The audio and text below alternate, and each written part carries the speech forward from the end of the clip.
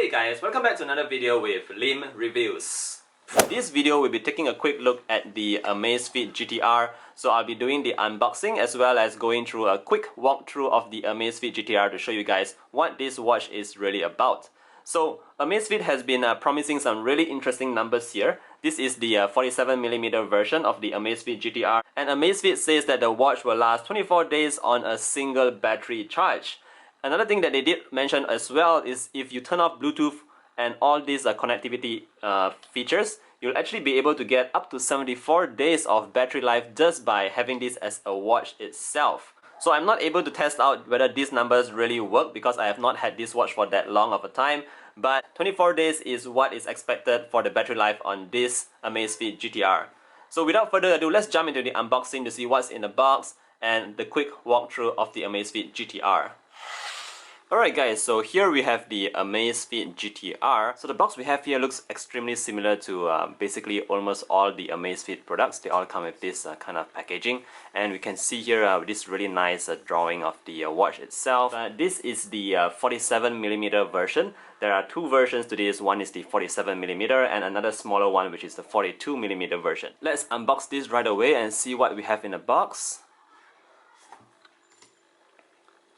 Alright, let's get this out, and whoa, look at this guys. Wow, this looks really good. So I got this, there are two versions of the Amazfit GTR. So one is like stainless steel and the other is this version which is like this graphite gray color. But wow, just look at this guys, this is really good looking. Let me just try and take this out for now and take a closer look. Wow guys, this looks really nice, and this is really slim as well. If you guys notice that I've done a video on the Amazfit Verge Lite and that came in at pretty thick, so this looks very slim. The quality feels really good in hand, and it's actually very light to carry. I feel like it's super light actually. I have my Amazfit Bip right here, but this is the budget version, the Amazfit Bip.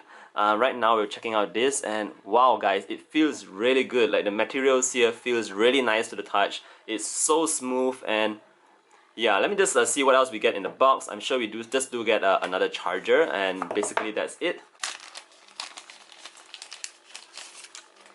Oh, so we have a charger that is very similar to the Apple Watch, I think, and you can actually just put this on here like that.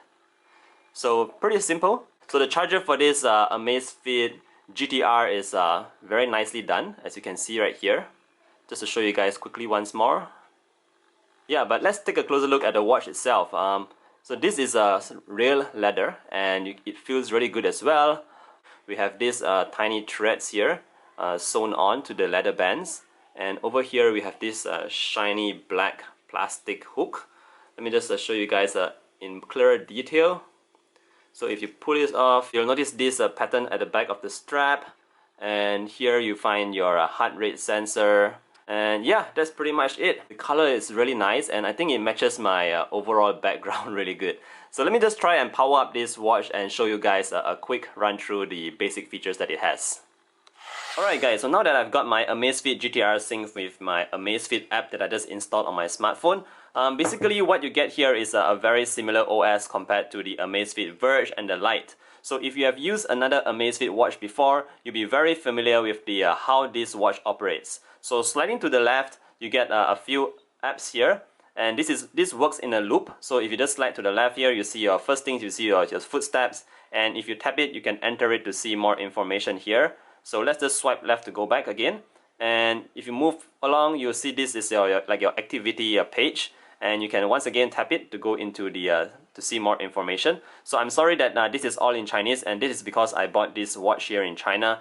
You guys will definitely be getting the international version, so that will come in English. So again, I must note that this watch is not able to switch languages, so be sure to get your watch from the global version so that you will have everything in English. So sliding the screen up, you see that this gives you your list of applications that we have here, and these are all the standard set of applications that you would expect on the watch itself. So the first one, we get the activity page. The second, your heart rate. The third is your sport activities.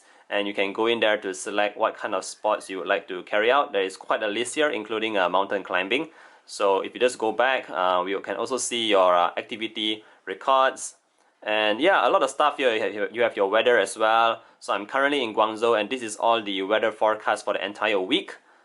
Moving back, you have your music controls as well. So I wasn't able to get my music control working with Spotify, but that might be a slight issue. I'll try and see if it works again later. And here you have your, just your basic stuff of applications. Okay, so on the right here we have these two buttons. Basically the top button is like your lock screen button, and you can press it to switch the screen off, or press it again for the screen to turn on. Besides pressing the button, you can also activate the screen by double tapping on the screen itself, and it will light up very quickly. One thing that I still don't really like about the Amazfit watches like the Verge and this particular device as well is that the Amazfit GTR will not wake when you try to tap the screen if it has not been waken up before. So if you notice here, sometimes when the watch is not activated yet, you can't actually wake the watch by double tapping on the screen. You'll have to press the button first, and then the screen will light up. And when the screen goes off, like within a few seconds, then you can still activate the tap to wake feature. So I find this kind of annoying because during my daily use with it, sometimes when the watch doesn't light up, even when I lift my wrist, I can't wake the watch with a double tap, but I have to press the button on the top here. So this is just a small issue that I'm facing right now, and it is also the same issue that I faced on the Amazfit Verge Lite.